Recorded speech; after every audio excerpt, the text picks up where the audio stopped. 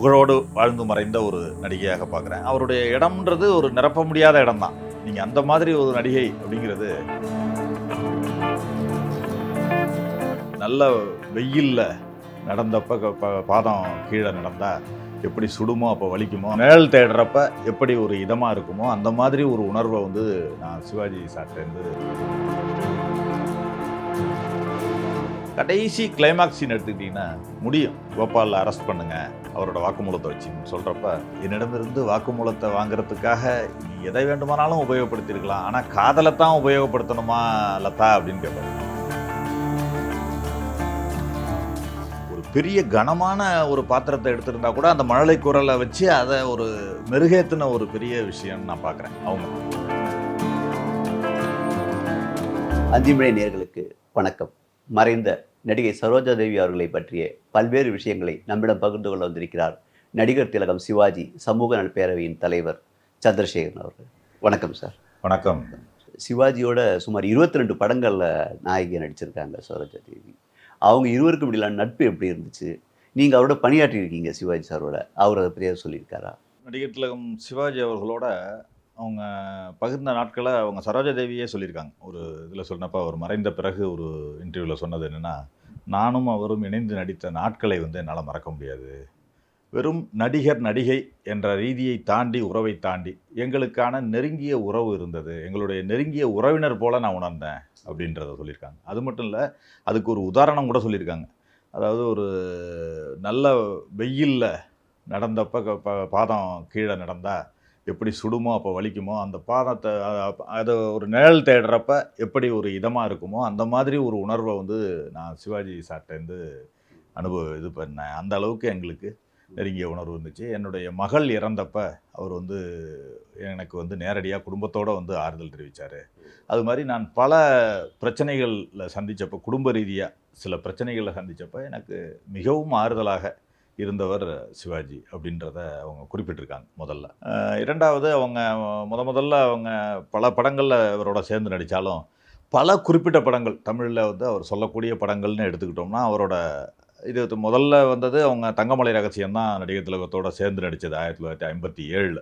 ஆனால் பாகப்பிரிவினையிலேருந்து தான் அந்த அவருடைய சிவாஜி சரோஜா தேவி அப்படிங்கிறதே ஒரு பெரிய ஒரு லெஜெண்ட்ஸோட பாவரிசை. அந்த பாகப்பிரிவினையில் அவங்க ஒரு கர்ப்பிணி பெண்ணாக நடிப்பாங்க. அதை கூட சொல்லியிருக்காங்க. அவங்க வந்து சரோஜா தேவி சொல்லியிருக்காங்க, நான் வந்து கர்ப்பிணி பெண்ணாக எப்படி நடிக்கணும்னே அவர் ஆக்ட் பண்ணி காமிச்சார். எனக்கு பெரிய அதிசயமாக இருந்துச்சு.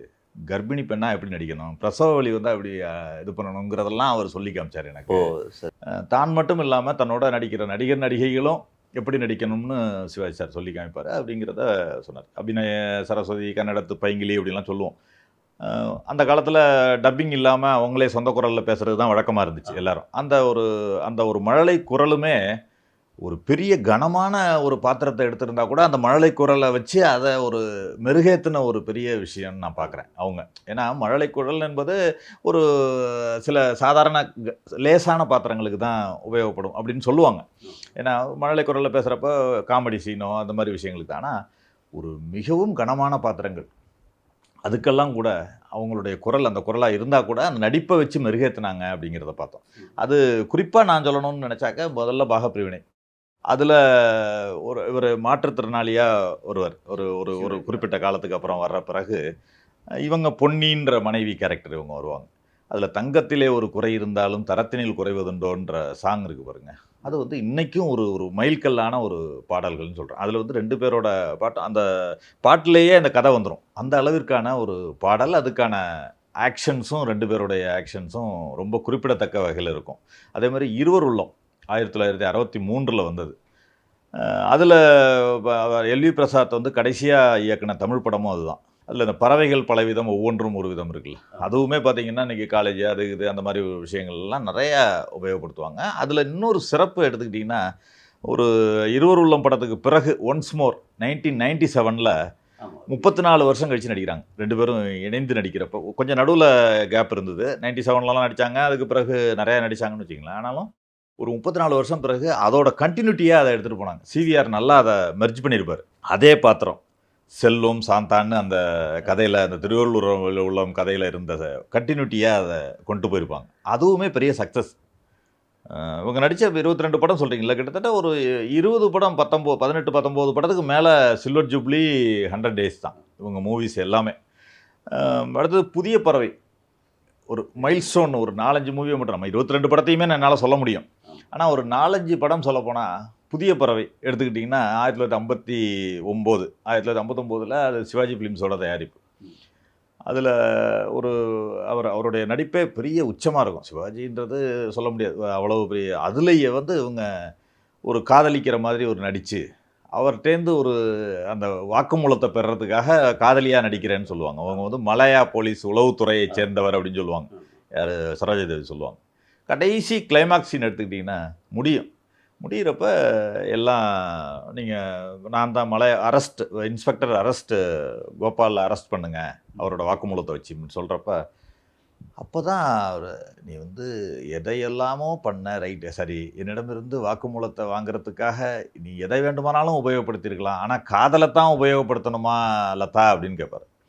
கேட்குறப்ப அதில் சொல்லுவாங்க, திருப்பி சொல்லுவாங்க, இல்லை கோபால், இல்லை, நான் உங்களோட நடித்தது உண்மைதான், ஆனால் உங்களோட அன்புக்கு முன்னாடி என்னுடைய நடிப்பு தோத்து. வரைக்கும் அந்த கோபால் வசனம், அவங்களோட கோபால் வசனம் சில சமயம் கிண்டலாக கூட உபயோகப்படுத்தப்படும்னு வச்சுங்களேன். கிண்டலாக கூட உபயோகப்படுத்தப்படும், சில சமயங்களில் நல்ல விதமாகவும் உபயோகப்படுத்தப்படுது. அவங்க மழலை குரலாக இருந்தால் கூட அந்த பாத்திரம் உளவுத்துறை போலீஸு கடைசியில் அரெஸ்ட் பண்ணுன்னு சொல்கிறது, அந்த காதலை சொல்கிற வசனத்தில் கூட அந்த மழலை குரல் சரியாக பொருந்தியதுன்னு சொல்ல வர. அந்த அளவிற்கு அவங்களுடைய நடிப்பு மேலோங்கி இருந்தது. அதனால தான் அதை எடுக்க முடிஞ்சிச்சு உங்களுக்கு. அதில் கூட அந்த பாட்டு எங்கே நிம்மதி பாட்டு, சிட்டுக்குருவி எல்லாம் பாட்டெல்லாம் பார்த்தீங்கன்னா அவ்வளவு ஃபெமிலியராக இருக்கும். அந்த அவரோட ட்ரெஸ்ஸு, சரோஜாதேவியோட ட்ரெஸ்ஸு, ஏன்னா அந்த கலர் வந்த புது நல்லா கலரிங்காக இருக்கும்னு வச்சுங்களேன்.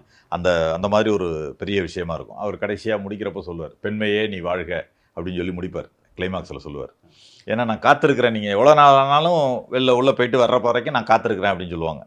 அது மாதிரி இந்த ஆலயமணி இன்னொரு மைல்ஸ்டோன் மூவி, 1962 வெளியான மூவி ஆலயமணியில். அதிலும் காதல், ஒருவரை காதலிக்கிற மாதிரி இன்னொருத்தரை திருமணம் செய்து கொள்ளுகிற மாதிரி வரப்போ அது ஒருதலை காதலாக கொண்டு போகிறப்பவும் அதில் பொன்னை விரும்பும் பூமியிலே என்னை விரும்பும் ஓர் உயிரேன்னு அவங்க அந்த வீல் சேரில் வச்சு தள்ளிட்டு வருவாங்க. அவ்வளவு சிறப்பாக இருக்கும். அவங்க நடத்துகிற ஒவ்வொரு இதுவுமே அதில் சிறப்பாக இருக்கும். அதில் தியாகுன்ற கேரக்டரும் இவங்க மீனான்ற கேரக்டரும் பார்த்திங்கன்னா கேரக்டராகவே வாழ்ந்துருப்பாங்க அந்த ஆலயமணிலையும். கடைசியாக இன்னொரு படத்தை சொல்லணும்னா பாலும் பழமும், 1961 பாலும் பழமில் இவங்க ஒரு நர்ஸாக இருப்பாங்க, இவர் டாக்டராக இருப்பார். நான் பேச நினைப்பதெல்லாம் நீ பேச வேண்டுமே 2 தடவை வரும். 2 சாங்குமே பார்த்தீங்கன்னா டிஃப்ரெண்ட்டாக இருக்கும். ஒன்று மகிழ்ச்சியாக பாடுறது ஒன்று இருக்கும், நான் பேச நினைப்பதெல்லாம், இன்னொன்று சோகத்தில் பாடுற ஒரு பாடலாக இருக்கும். அந்த படத்தில் சாந்தி நீலா அப்படின்ற கேரக்டர் 2 கேரக்டராக வருவாங்க. அவங்க ஃபர்ஸ்ட் ஹாஃபில் சாந்தின்னு இறந்து போகிற மாதிரி வருவாங்க, ஆனால் நீலான்ற ஆனாலும் அந்த குரல் தெரியும், இவருக்கு கண் தெரியாது. ஆமாம், அவ்வளவு உணர்ச்சிகரமாக இருவருடைய நடிப்புமே இருக்கும். இதெல்லாம் எதுக்கு சொல்கிறேன்னா, ஒரு திரைப்படம் என்று எடுத்துக்கொண்டால் இவ்வளவு வருடம் நீங்கள் கிட்டத்தட்ட அவங்க 1955 மகாகவி காளிதாஸ் கன்னட படத்தில் அறிமுகமாயிருக்காங்க, 56 திருமணம்ன்ற தமிழ் படத்தில் அறிமுகமாயிருக்காங்க.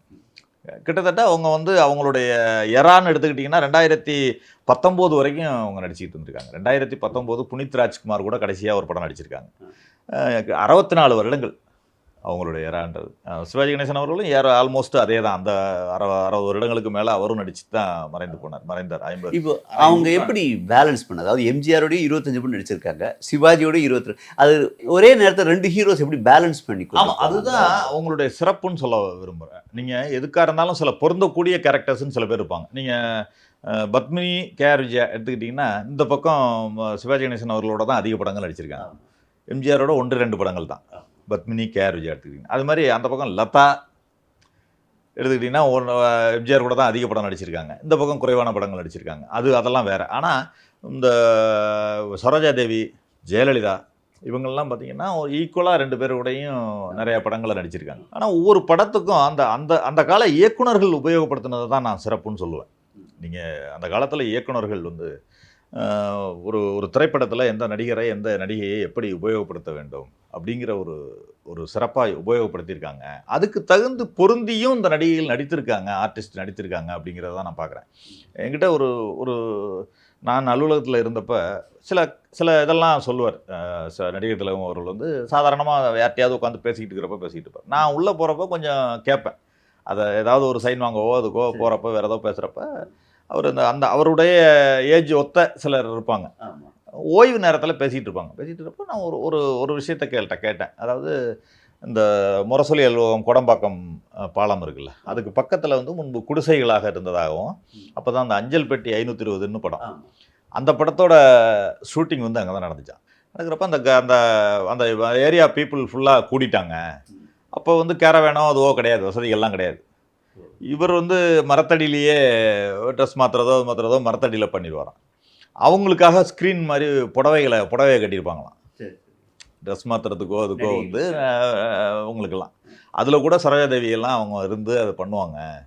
அந்த ஸ்க்ரீன் மாதிரி கட்டிட்டு அங்கே இது பண்ணுவாங்க. அவங்கள பார்க்கறதுக்கு ஒரே கூட்டம். அந்த இடத்துல கூட அட்ஜஸ்ட் பண்ணி அவங்க அங்கிருந்து வந்து எல்லாம் பண்ணாங்கன்றதை என்கிட்ட சொன்னார். அது மாதிரி எப்போ வந்தாலும் சென்னைக்கு வந்தால் வந்து பார்த்துட்டு போகிறது அப்படிங்கிறது, வீட்டுக்கு வந்துட்டு ஃபேமிலியை பார்த்துட்டு போகிறதுங்கிறத ரொம்ப வழக்கமாக வச்சுருந்துருக்காங்க. அது மாதிரி நடிகர் திலகம் அவர்கள் கூட பெங்களூர் போனாக்க அவங்க வீட்டுக்கு போயிட்டு போகிறது, அதுதான் சொல்லியிருக்காங்க. அவங்க குடும்ப ரீதியாக என்ன சிரமம், மறைவு ரொம்ப கஷ்டப்பட்டுருப்பாங்களே, இங்கே வந்திருப்பாங்க. ஆமாம், அதுதான் அவர் சொன்னாங்களாம். ஒரு தடவை பேசிகிட்டு இருக்கிறப்ப நம்ம ஒரு நடிகர் திலகமே சொன்னாராம், இருக்கிறதுல இப்போ நம்ம மாதிரி உள்ள 4-5 பேர் தான் இருக்கோம் பழைய ஆளில் அப்படின்னு சொன்னாராம். உனக்கு முன்னாடி நான் போயிடுவேன்னு நினைக்கிறேன், போயிடுவேன்னு நினைக்கிறேன் அப்படின்ற மாதிரி சொல்லியிருக்காரு நடிகர். அதெல்லாம் அப்படி சொல்லாதீங்க, நான் வந்து உங்களுக்கு முன்னாடி போகணும், நீங்கள் எனக்கு வந்து அஞ்சலி செலுத்தணும் அப்படின்ற மாதிரியெல்லாம் சரோஜாதேவி சொன்னாங்களாம். சொல்கிறப்ப ஆனாலும் அவர் வந்து எனக்கு முன்பு சென்று விட்டார், அவருக்கு அஞ்சலி செலுத்துகிற மாதிரி எனக்கு ஆயிடுச்சேன்னு நான் ரொம்ப வருத்தப்பட்டேன்னு சொல்லியிருக்காங்க. அந்த அளவுக்கு ஒரு மனதளவில் குடும்ப அளவில் நெருங்கி நிறைவேறாத ஆசையாக போயிடுச்சு. ஆனாலும் ஒரு நல்ல அதிர்ஷ்டம் செஞ்சவங்க தான் சொல்லணும். ஏன்னா கடைசி வரைக்கும் நல்ல புகழோடு இருந்ததோடு மட்டும் இல்லை, எப்படி நடிகர் திலகத்தை கூட நான் அப்படி தான் நினைப்பேன். ஏன்னா கடைசியில் புகழோடு இருந்தது மட்டும் இல்லை, ரொம்ப நீண்ட நாள் வியாதியிலையோ அதுலேயோ எதுவுமே சிரமப்படாமல் கடைசி நாள் வரைக்கும் நல்ல புகழோட 2-3 பொறுப்புகள் கூட கர்நாடக இதிலெல்லாம் திரைப்பட அமைப்புலலாம் இது பண்ணியிருக்காங்க, இப்போ பொறுப்பு வகிச்சிருக்காங்க. இங்கே கூட தமிழ் திரைப்பட தயாரிப்பாளர் சங்கம், நடிகர் சங்கத்துக்கெல்லாம் அப்பப்போ பேசுவாங்களாம். நடிகர் சங்க கட்டடம் எப்படி நடந்துக்கிட்டு இருக்குது, திறப்பு விழாக்கு என்ன கூப்பிடுங்கலாம் விஷால்கிட்ட சொல்லியிருக்காங்க. விஷால் இப்போ சமீபத்தில் போனப்போ திறப்பு விழாக்கு என்ன கூப்பிடுவீங்கன்னு கேட்டாங்களாம். அது மாதிரி அவங்க எல்லாத்துலேயுமே ஒரு அக்கறையாக இருந்திருக்காங்க, ஒரு நல்லபடியாக இருந்திருக்காங்க, இருந்து ஒரு புகழோடையே மறைஞ்சிருக்காங்க அப்படிங்கிறது தான் நான் பார்க்குறேன். அது ஒரு எல்லாருக்கும் கிடைக்கிற விஷயம் கிடையாது. அவங்க வாழ்ந்த இடத்துல கன்னடாவில் அந்த பெங்களூர்லேயே இருக்கிறப்ப எல்லோரும் இருக்கிறப்ப நல்லா மறைவு அவருக்கு கிடைச்சிருக்கு அப்படிங்கிறது, அது ஒரு இறைவன் கொடுத்த வரமாக தான் நான் நினைக்கிறேன். அது ஒரு நல்ல புகழோடு வாழ்ந்து மறைந்த ஒரு நடிகையாக பார்க்குறேன். அவருடைய இடம்ன்றது ஒரு நிரப்ப முடியாத இடம் தான். நீங்கள் அந்த மாதிரி ஒரு நடிகை அப்படிங்கிறது ஒரு அரை நூற்றாண்டு, இப்போல்லாம் 5 வருடம் 10 வருடம் ஒரு நடிகையாக தொடர்றதே பெரிய கஷ்டம். கேரக்டர் ரோலாக இருந்தாலும் சரி, எந்த ரோலாக இருந்தாலும் சரி, அதில் வந்து ஒரு அரை நூற்றாண்டு அதை கடந்து எல்லோரிடமும் நல்ல பேரோட, நீங்கள் நிறைய பேர் பற்றி கிசுகிசு வரும்.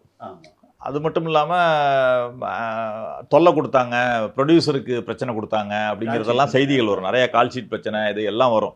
இவங்களும் நிறையா நடிச்சிருக்காங்க, தமிழ் தெலுங்கு மலையாளம்னு எல்லா மொழியிலையும் நிறையா படம் நடிச்சிருக்காங்க. ஆனாலும் எந்த பிரச்சனையும் செய்யலை அப்படிங்கிற இது வரைக்கும் அது சம்மந்தமான எந்த விதமான செய்தியும் இல்லாமல் இருந்ததே அவங்களுக்கு ஒரு பெரிய கிரெடிட் அப்படின்னு நினைக்கிறேன். சரோஜாதேவி அவர்களை பற்றி பல விஷயங்கள் சொன்னீங்க. மிக்க நன்றி சார். நன்றி.